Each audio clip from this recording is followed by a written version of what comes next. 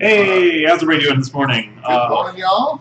We are really excited to get you all the information about what's coming up in the top 16 this morning. We're getting our stream set up at Gen Con right now, so we just wanted to pop in and give you guys some updates. In case you didn't see the post on Panini's website, we have the class breakdown, essentially the decks that did well and made it all the way to the top 16. Oh yeah, there's some surprises in there, some definite surprises. I'm just going to clarify this right now. There are none that warrant beard eating, which must be a disappointment. So Chad actually didn't even come today. He actually was terrified that he was going to have to eat his beard. That's I think the actual reason that was given. So we were talking last night with him afterwards, and we thought that 2 Napa decks was too many to ask for. Yeah, we thought that really. I would be surprised. I wouldn't have been shocked if 1 Napa deck did well today or yesterday, as a result of the field having so much Ginyu in it. Mm-hmm. And I think that that is what we saw, actually. Yeah, we actually had 1 Blue Napa deck make it into the top 16, which is crazy. I mean, Blue Napa is definitely an attrition-based, long-term deck. And I think the biggest highlight from yesterday, I mean, we all know it's a good deck, but Black Krillin went undefeated. Yeah, Black Krillin... 8-0 in Swiss. I think that is a testament to the fact that Black Krillin is not only a very reasonable and solid deck, against those Ginyu decks. Oh, absolutely. It is also a deck that is very efficient. It does really well against Namekian as well. So those seem to be the choices yesterday. Although with the majority of the tournament being made up of blue and black, Black Krillin had a real easy cakewalk, honestly. Yeah. Apparently, most of his matchups were against blue Ginyu decks, which are ideal matchups for him. They want to go long game. He wants to go long game.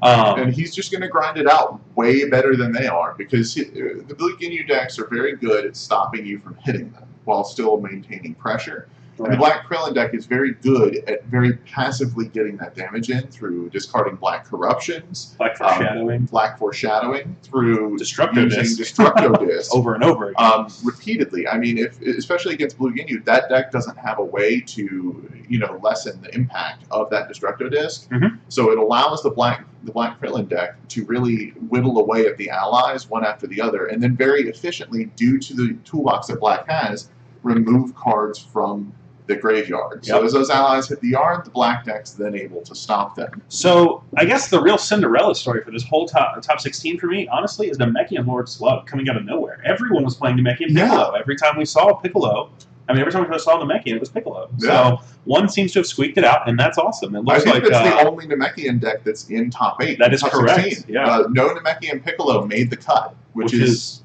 interesting. Yeah, absolutely. No 2 blue Piccolos. 2 blue Piccolos made it, but no Namekian Piccolo made the cut. So we are looking at a far more diverse top 16 than I think anybody was expecting. There's the Blue Dr. Wheelo deck that people were talking about yesterday in the chat. That deck is in there. I believe it went 7-1 through Swiss. I think it did go 7-1 through Swiss. Also, the Red Garlic deck that we were able to see on stream yesterday made it into the top 16. Alec Rudin piloting that Red Garlic deck. Mm-hmm. He played it very clean. The deck looked strong. I actually very much enjoyed watching that match. So if he goes the distance, we could be in for a really solid finals. I think it would be awesome if we could see Red Garlic versus Blue Wheelo. That would really help us set 3 personalities. I think our first feature match is going to include, no matter what, that Black Krillin deck that went 8-0. That man deserves to be seen on the camera. Yeah, I'm really hoping that that's what we are set up with for that feature match. So one of the things that I wanted to talk about is 7 of the top 16 decks were Ginyu. So what does this do for Panini? Where are they at in the game right now, where they feel like they made a personality that's so strong and so diverse in so many different styles that he can represent the majority of the top 8 or top 16? I think that right now, Ginyu has kind of been the specter that hangs over the game. And we've been talking about this all weekend. Just the impact that card, that personality set has had on the game since the very first day. Oh, I feel like set 1, it was basically a starter deck that came in booster packs ready to put together. I mean, it was so clear. It was one of the first decks that many people put together just because it seemed so linear. It's actually been a surprisingly versatile deck. And I think that the reason that it does that well is because the linear part of it is such a small amount of cards. You literally need the overpowering attacks, the allies, and Ginyu as your MP, right? And you have the package, and you can drop that into pretty much any style. So would it be safe to say that Ginyu wouldn't be a deck if overpowering attack weren't a freestyle card? I would say that is probably a reasonable. I think that one solution that I've thought about, and I didn't go over yesterday as far as addressing Ginyu, and we'll see more as the season progresses if that is going to be an issue. Basically,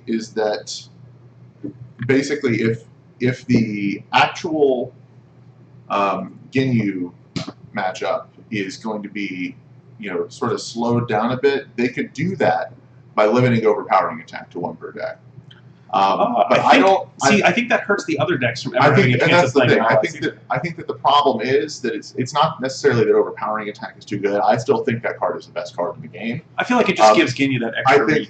I think that it gives Ginyu reach in styles that Ginyu typically wouldn't really enable an ally-based game plan. Oh, like Orange Ginyu? Orange Ginyu, it's all about drills and all about power. Orange Ginyu and Black Ginyu are the two that are performing really well this weekend. Yeah, we had 3 Black Ginyu decks making the top 16. That was the majority of Ginyu decks. And those styles are not built around supplementing allies. Those styles are built around doing their own game plan. And the fact that your package in there is so compact. I'm interested to see these Black Ginyu decks because back in set 1 and set 2, the idea with Black Ginyu is that you'd anger up, right? You'd get to take advantage of his level 3 and his level 4 powers, whereas Orange would stay at level 1 or 2 and jump when it needed to. Yeah. I mean, Black Ginyu usually raced up the ladder, and the deck that we saw yesterday, the 2 that we saw yesterday, didn't have anything to do with anger.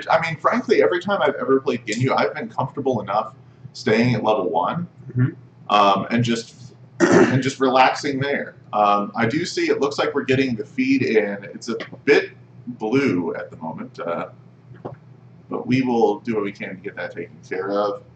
As far as where we're at in our current setup, we actually do need to take a quick break where we're getting a call regarding the stream. So we will be right back. All right, guys. To continue coverage.